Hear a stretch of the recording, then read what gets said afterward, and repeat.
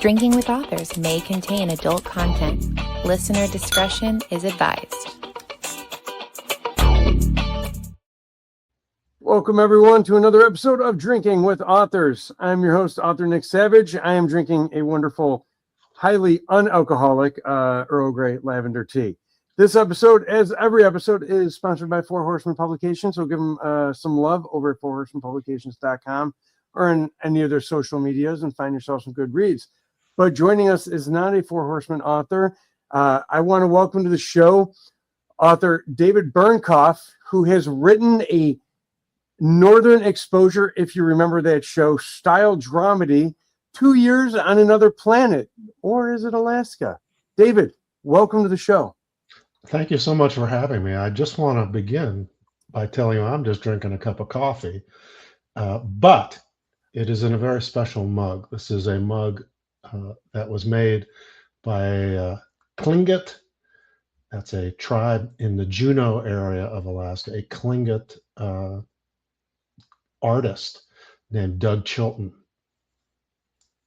Doug Chilton, Tlingit, which is a tribe, I'm assuming, like native to the Alaska region before. Yes. Okay.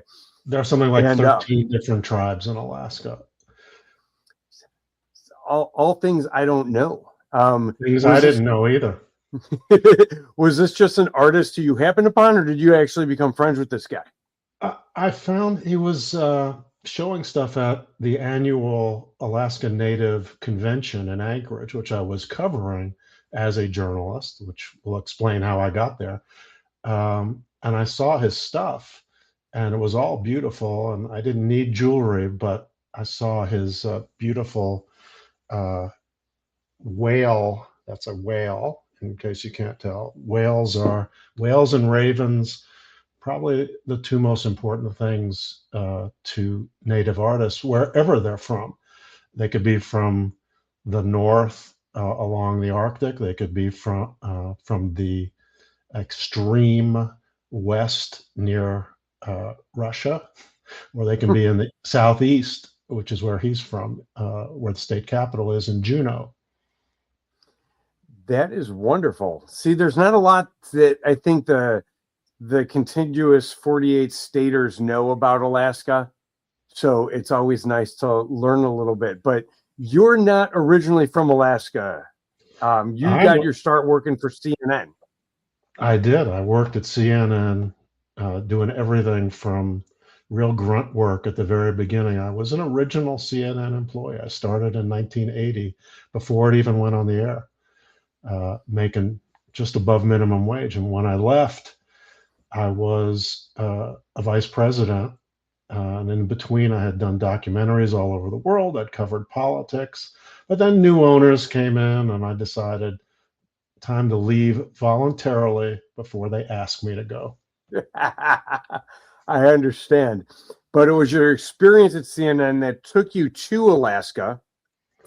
Amongst other things, I then had my own video production company. I worked in Washington, D.C. for a while for an investigative news program, which I quit because, and this is right after COVID, 2022, I quit because the show was not going to be doing as much investigative work and was going to be doing more political work, which I was done with covering politics. I used to love it, but I was done with it. And so I'm sitting at home helping friends on podcasts, doing my own little music podcast that nobody listened to. And I got a cold call asking if I wanted to go take over an investigative news unit in Alaska, which I thought was insane.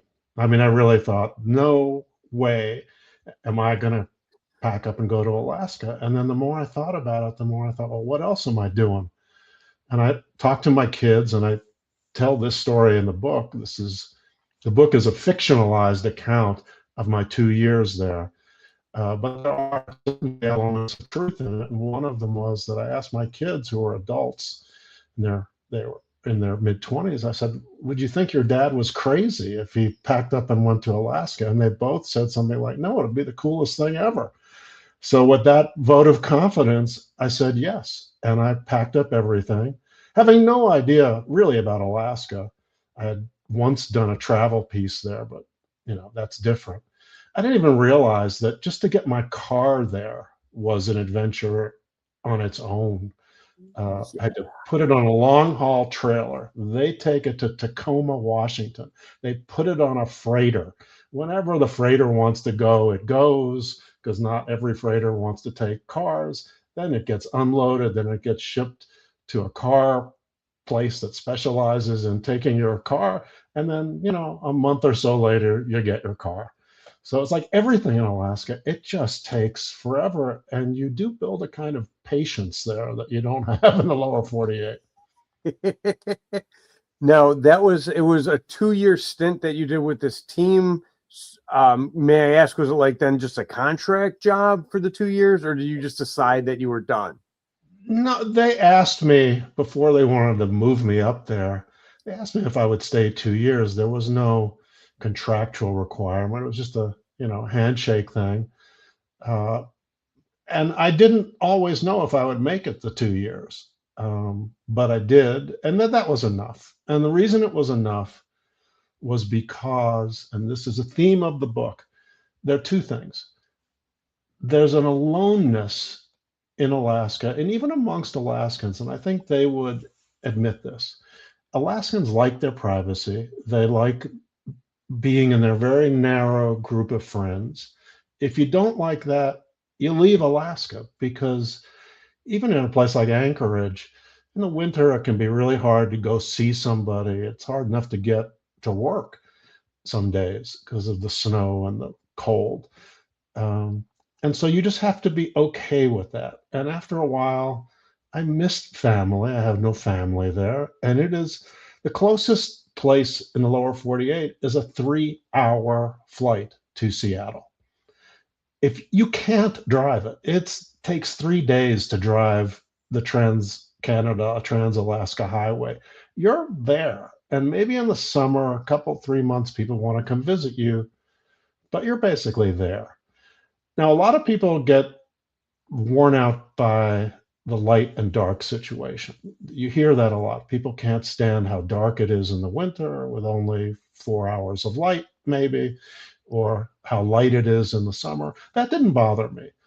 But it did bother me that for about 5 months, you never see the roof of a building because it's just covered with snow and it never melts. That wore me out, the length of the winter. I can understand that. Being a native Chicagoan, those winters can get brutal. You know what I'm saying? So I wouldn't even want to imagine an Alaskan winter, and it's something that I would not envy. The nights, on the other hand, the long nights kind of appealing to me, only because sunlight hurts my eyes and doubly hurts my wife. But I could understand why it would be depressing and a little anxiety ridden for other people and stuff. We had a reporter when I got there. She had come up, I don't know, from the Midwest somewhere. And after about a month of the winter season, she asked to be allowed out of her contract, and they let her go because it was just too much for her. So it does affect people a lot. I get that. I can sleep through anything. So light, dark, I mean, I would get up, and it's not easy. I try to go to the gym 3 days a week. You get up at 5 in the morning. It's, maybe it's 10 below outside, and it's pitch black, and the roads are icy, and you just got to make yourself go, because if you don't, that's when the weather and the dark and the light really bear down on you. Yes. Now, I know that, like, as you said, the book is a fictionalized accounting of your time doing the investigative stuff. But as much as the image you're painting isn't the happiest image of Alaska because of the dark and the snow and everything like that, the book itself is almost a dramedy or a dramatic comedy, channeling a little bit of the show Northern Exposure to an extent. Can you get into the book a little bit deeper?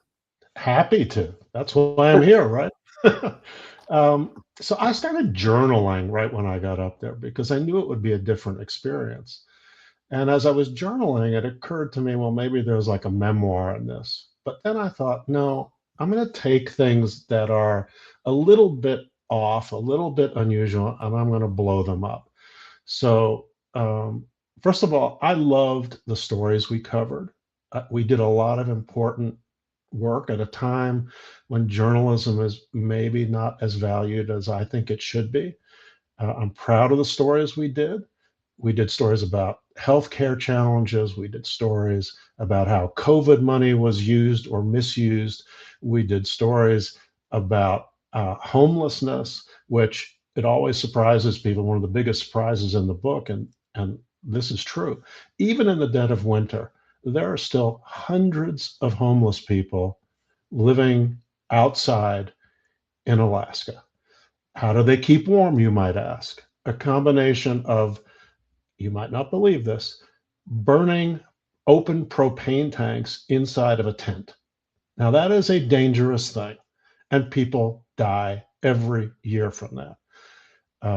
And it's difficult to get some people to agree to get off the street into an emergency shelter. Often, I learned, because they have a pet, and the shelters won't take a pet, and the pet is their only connection to humanity, you might say. And so they prefer to stay outside. Also, substance abuse issues, that's not allowed in the shelters. Some people choose not to give up their substance. So that's the drama part of it. Those kinds of stories that we covered are in the book. The comedy part of it is, and this is a true story that I exaggerated, and it gets back to the aloneness of Alaska.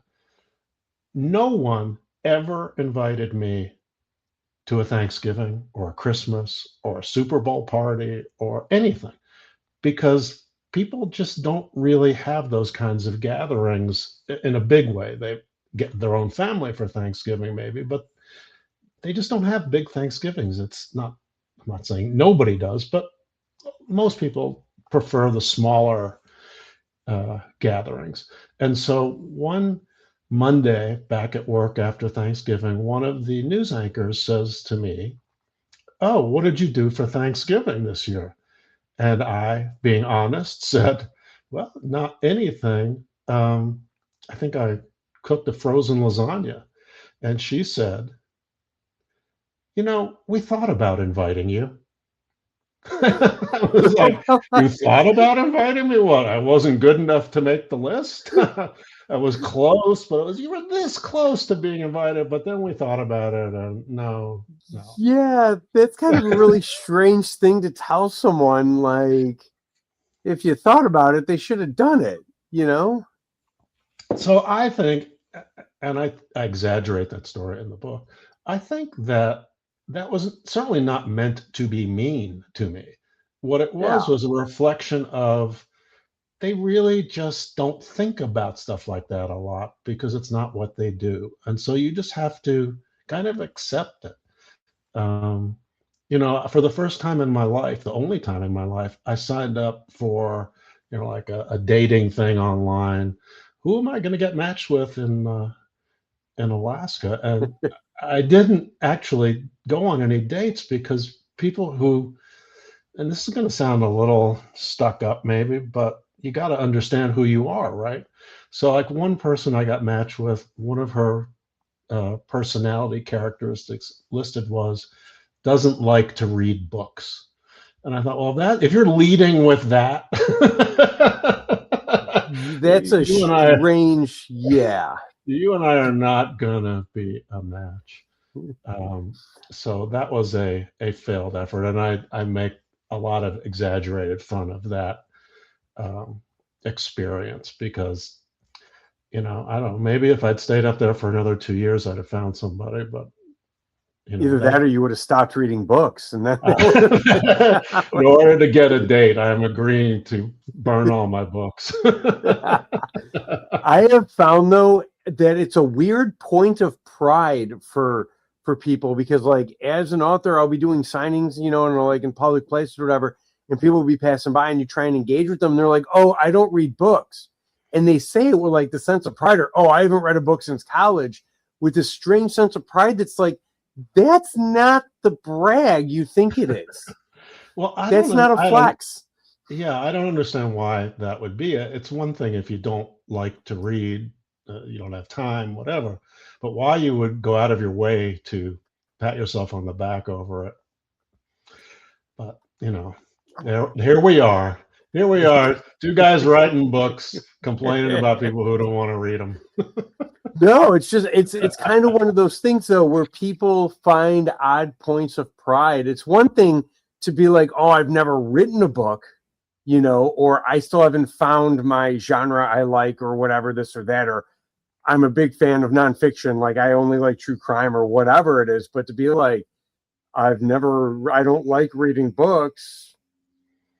There's got to be more to it than just that. You know what I'm saying? Like, but I'll it's give you an yeah. Alaska point of pride that still surprises me. And as a journalist, I didn't want to have to cover stories about people who go out by themselves to do these very wilderness kinds of adventures. Like they drive to a spot on the side of the road, they get their cross country skis out and their poles, and they just go off into the woods by themselves. Or they kayak somewhere. And I love kayaking, and I talk about kayaking in the book, but they'll kayak by themselves. And in Alaska, if you do that by yourself and you get into trouble, you're in a lot of trouble because it might be next summer before somebody finds you if you get lost, if you break your ankle by yourself, cross country Yeah. skiing. If you turn over your kayak in the Gulf of Alaska, you might, it's pretty cold. You might make it to shore, but then you might freeze before anybody finds you. So, but that's a very common thing. It's Alaskans take pride in being able to do stuff by themselves. Here's a story, true story, exaggerated in the book. One day I come into work, I ask one of the reporters I work with, "What did you do this weekend?" She said, "Oh, I went flying with a friend of mine." "Oh, interesting." He said, "Yeah, I also learned how to put a propeller on a plane." And I said, "What do you mean you learned how to put a propeller on a plane?" She said, "Well, he had taken the propeller off to clean the, whatever connects the propeller to the little single engine plane. And he's asked me, he said, go over there, you see the propeller sitting on the drum, just put it on this thing and then screw it in. The screwdriver, the socket's right there." And she did it. And I said, "Come on, that is not a true story." He said, "No, it's a true story." I said, "Well, he must have checked it, right?" He said, "No, he trusted me." And we took off and we flew.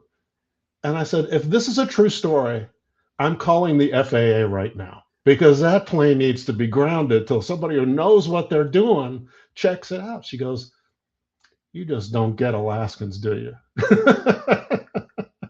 I I don't know if I would ever get in a plane with an Alaskan after hearing that story. Like, I understand DIYers, do it yourself. There's a lot that I've learned to do myself, but I don't think putting a propeller on a plane and then getting into it is going to be anything I would ever do, especially if it goes unchecked. That is a very, very strange sense of pride. But it does remind me, though, I had friends growing up who were from Kentucky, like deep Kentucky, and they would kind of have similar sense of self-reliance, because of just the isolation of where they grew up. And it's kind of, I think, what Alaskans have is a sense of self-reliance because no help is around should something bad go wrong on a That's major it. scale. That's it. Yeah. Especially if you live in what are called off the road communities. And off the road communities are literally that. There's not even 800,000 people in all of Alaska. So about 100,000 of those people live what's called off the road. And that means they live in a town where no road goes to. So getting there or getting away from there requires, in most cases, a small plane to come and get you or take you away. Now, you can imagine all the things that that means for healthcare, for education. These are communities, often Alaska Native communities, that may have 300, 500 people. But even a place like Nome, Alaska, everyone's heard of Nome because it's where the Iditarod ends. It was a huge gold mining town in the late 1800s, early 1900s. Nome is off the road. There's no road that goes there. So there's maybe 3,500 people who live in a town. They have a little hospital. You really would call it a clinic. They have a couple of schools. But if you have a serious medical issue, and this is a kind of story that I worked on, a plane has to come in to get you and take you to the hospital in either Fairbanks or Anchorage. There's no boat that comes to Nome. It's inland. And even if there was a boat that could get there up a river, which sometimes barges will deliver things that way, in the winter, it's impossible. It's frozen. Yeah. There's no way to get there. And so what happens is if you have a serious, let's say you're diagnosed with cancer and it's winter, well, maybe it takes 2 weeks for the plane to be able to land there. And then, and this is back to the drama part, your family is pretty far from you. They may not have the money to spend much time with you while you're getting treatment. So these are the kinds of things, this is what I mean by aloneness that I talk about in the book. Like it wasn't just me being alone. It's if you have a medical emergency, you often find yourself alone. If you want to go to, you graduate from the little school in your town and you don't want to stay in that community for whatever reason, you have to really go away. You have to go to Anchorage, which is an hour flight, let's say an hour and a half flight to go to school or somewhere else. Imagine if it's Seattle or California. And your family is very rarely going to see you because chances are they don't have the money to go fly around take those kinds of trips. So it really can be a very isolated place. And think about 100,000 people living like that. And that's not even including people who just get totally off the grid and have to be able to do everything by themselves. I mean, if you live in Nome, you got to be able to fix your car, your snowmobile, which Alaskans call snow machines. You get corrected if you call it a snowmobile. You have to be able to fix your own plumbing. It might take a long time before a trained plumber comes to help fix something. So all those reality shows that you see on Discovery or whatever about people living off the grid, life is really like that for a lot of people there. That's eye-opening because I know a lot of reality shows I take, with a grain of salt because it's a show. They want the drama, they want this and that. But as much as I'm all like DIY stuff, I'm not sure I'd want to sit there and have to fix a pipe that bursts in the middle of winter because the nearest plumber's 3 weeks out. Like that's a very as you say, lonely kind of existence to have to do all those things yourself. But the benefit for folks like that, and I certainly appreciated this, is when I would I live less than 2 hours from my office, but I would still see the Chugach Mountains on my drive. It's beautiful. I live 15 minutes from a salt marsh boardwalk where whatever the season was, you would see beauty that is beyond compare. You would see, depending upon the season, you would see moose, you would see bear, you would see eagles all over the place. I loved watching the Arctic terns nest there. They're a beautiful bird that you don't see many other places. And then in that location, there are scores of them diving around and building their nests and having their babies. So that's a beauty that is beyond what most places have. I live in Colorado now. I came here because it's beautiful. It's triple A compared to the major leagues of Alaska. It really is. I growing up in a big city, it's very, I can appreciate the wilderness and I I love the beauty. I love going to the, Sierra Nevadas and stuff like that and out west. And I can even appreciate Appalachian Mountains, or Appalachian, as they would say. And they are much smaller, obviously, by compare. But I've never been to Alaska, but I see the pictures, and I'm just like, there's something that I see in the pictures that even the pictures I don't think capture properly. Yeah, And so Alaska has a kind of mediocre ferry system that gets you from place to place where there aren't roads. And I took the commercial, they call it the Maritime Highway, just a ferry, put your car on it. I took it from Whittier, which is a cruise ship spot that you can drive to, across to Valdez, which, as you might recall, was where the Exxon Valdez had its major oil incident, but it's also a tourist place further to the east.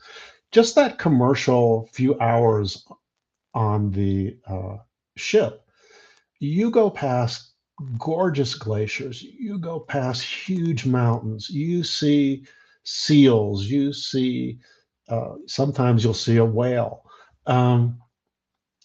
Like, that's just everyday life there. That's just like, I'm going from Whittier to Valdez. This is how I get there. Oh, yeah, look, there's another glacier.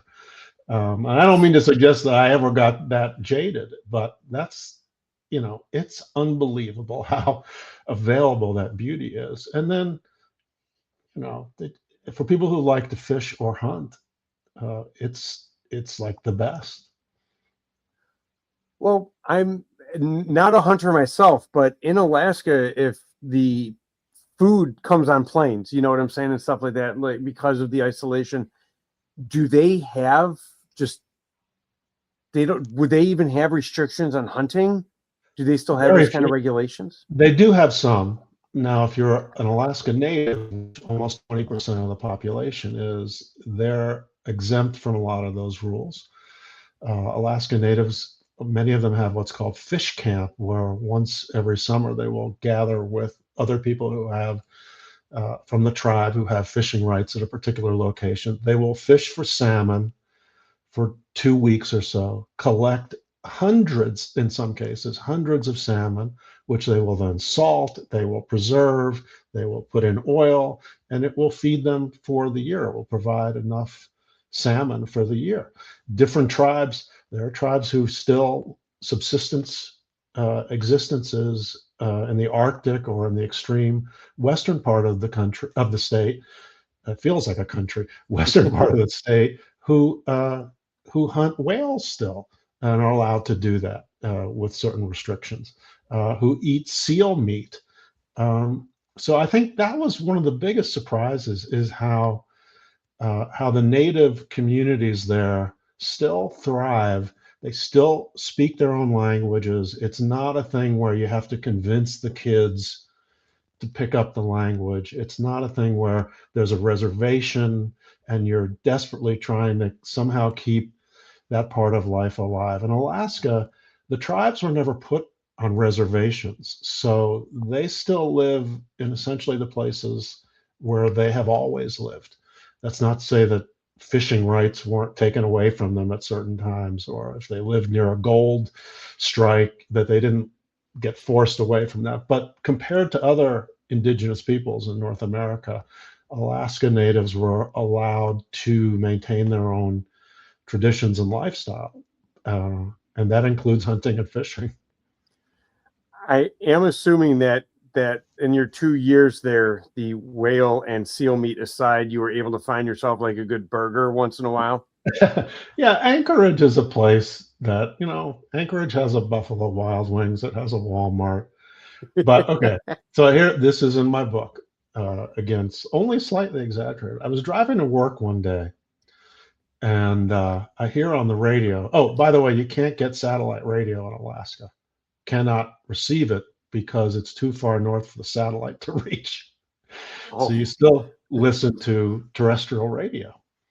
And so I'm listening to particular independent indie music. I like it. I'm listening to the one indie station in town, and an ad comes on for a local grocery store where they're advertising, and we've got fresh halibut just in off the boat.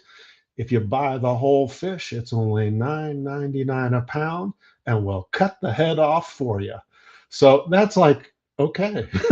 Now, I don't know if you've ever seen a whole halibut. Halibut are huge. They're like the size of your desk. So a whole halibut for one person is not practical. I mean, I went in there and I go, no, I'd have had to ship halibut out of Alaska.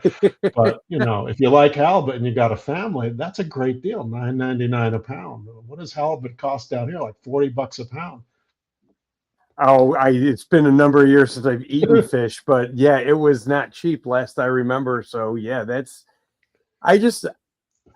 and we'll cut the head off for you. It's kind of a very strange bonus to kind of get them to buy. They wanted you to know that the $9.99 was not, you were not going to pay for the head. You were not going to pay that extra 2 pounds for the head or whatever. Okay, so the cut the head off isn't like a nicety, like, we'll cut the head off, you get to do the rest. It was, we'll cut the head off so you're not paying for the garbage on that. It was both of those things. It was definitely like, you don't have to fillet your own halibut here. We're gonna do something for you. When I went up there, and this is why, like, first of all, I didn't have the heart to write a real memoir. I'm sure you've interviewed people who've written memoirs. There's a certain, because you have to be honest about it or else it's pointless. I felt like some of what I would write would come across cruel, because at some point you're making fun of people you cover, perhaps, or people you work with. And I didn't have that in me. So by fictionalizing it all and exaggerating it, it's just me taking things and making fun of them for sure, but I'm not being cruel towards any individual.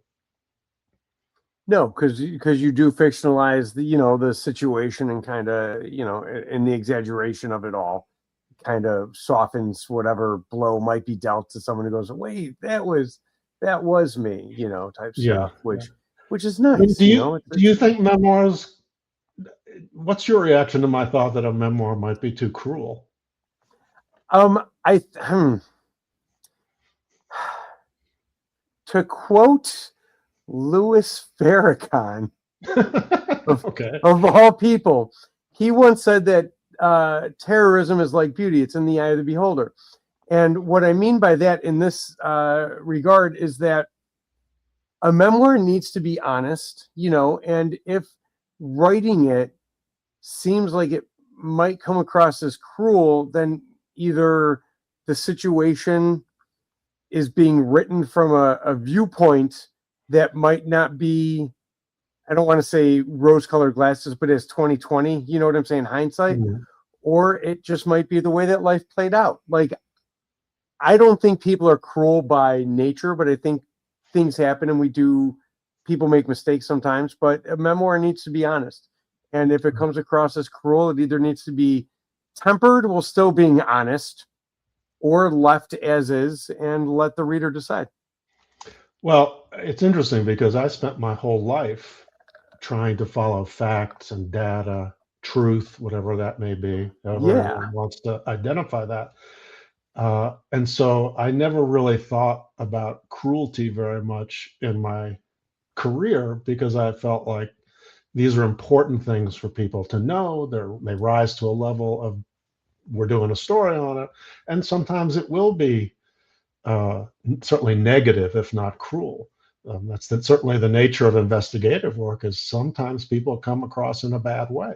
I had one guy get very mad at me and threaten to sue me and say I've ruined his charity, but it turned out his charity wasn't really a charity, and nobody ever sued me in my whole career. So I wear that as a real badge of honor. But then I didn't know if I could write fiction. I'd never tried it before, and somehow at this late stage of my career, writing fiction just became something I wanted to do. And I guess because I wrote so much in my life, the writing part wasn't difficult. Now the plotting, and I didn't know, I had never tried to write a funny line in my life. It's one thing if you're sitting around having a scotch with your friends at the bar and you say something and everybody laughs. Great, you're a funny guy. But writing something down that removed from that environment that makes somebody laugh, I had no idea if I could do that. And I didn't know if I had done it until at least some nice people read the book and said, oh, this part made me laugh, or I like that, it made me laugh. So that's been the greatest part of this, has been if somebody says I made them laugh with something. I think writing comedy for the written word versus writing comedy to be performed, whether on stage or screen, are two very different kind of mindsets, because the way that they play out and they time and stuff like that. And when writing it, at least in my opinion, it needs to have that organic, kind of feel to it, where especially when you're taking, a real life situation like you did and fictionalizing it and stuff, a lot of that stuff that happened in real life that was funny will translate and be even more so as it becomes exaggerated and fictionalized. So I think that you did following your instinct on that and then having people verify that was definitely the way to go, But I just read Margot's Got Money Troubles, which was made into an Apple TV series. I don't know if you've read it. It's very funny. My daughter recommended it. It was a bestseller.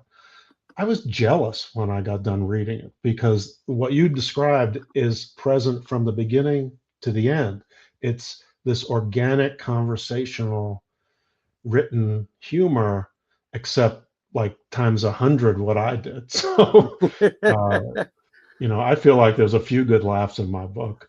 But then when you read something that's really funny, you go, okay, well, that's something to aim for next time. I also grew up, though, in terms of like what journalism I read growing up. I read like Dave Barry, who was, a satirist and satirist. Miami. I'm just going to make out that pronunciation. And so that to me was where I learned written comedy. You know what I'm saying? Was satire, and it kind of works, even in fictional, works of fiction and stuff like that. So I think taking your journalism skills, it translates. It translates. The hardest part, as you discovered, is plotting. Yeah, you find that, gosh, this doesn't make sense based on what I wrote 30,000 words ago. And it takes a lot, certainly for me, it took a lot of rewriting to catch all those things. Having a good developmental editor helps, but sans, having one of those available, especially with what the internet may have been like in Alaska, if that's where you started writing, or what's available around you in Colorado now, rewriting is definitely the process that everyone finds themselves going through. So, yeah. I did have a developmental editor. Her first thought was, why isn't this a memoir?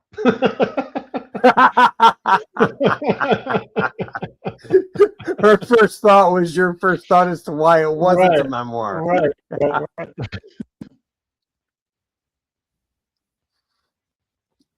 Oops, I can't hear you. Having a little bit of difficulty for a second. Can pause if it's sorry about that, folks. Had a momentary technical difficulty. But no, the fictional world is definitely come up. Oh, I know, right? No, we don't have to deal with that in the digital age. I'm sure you had your fair share of those on CNN when they started broadcasting. Mm. Yeah, I remember though growing up having the off air, on some of the smaller channels and stuff. Especially when CNN started, nobody thought we could keep going for 24 hours, 7 days a week. Nobody. I don't even think we thought we could do it. So now it seems kind of laughable. But you dreamt big and they accomplished it. And what the 24-hour news cycle has done for the news and the world is, debatable, but they had a dream, they set out, and they accomplished it for better or worse. But we'll leave that for the next podcast. Yeah, exactly. For everyone listening, though, they're going to want to know, because they've listened, they've stayed on, and they want to know more about your journeys in Alaska. So give us the shameless self-promotion where we can find you online and buy your books and all that jazz. The book is available everywhere books are sold online. It's places I didn't even know existed. But I also have a website for people who want to read more, some excerpts from the book, and they can also get a autographed copy. It's 2yearsbook.com. That's TWOYEARSBOOK.com, 2yearsbook.com. Yeah, there's a lot of photos also that I took up there. Every photo on that website is a picture I took in Alaska because it's so beautiful. And if anyone looking at the site wants to license those pictures, contact you, I'm assuming. I would love that. I have very low licensing fees. Hey,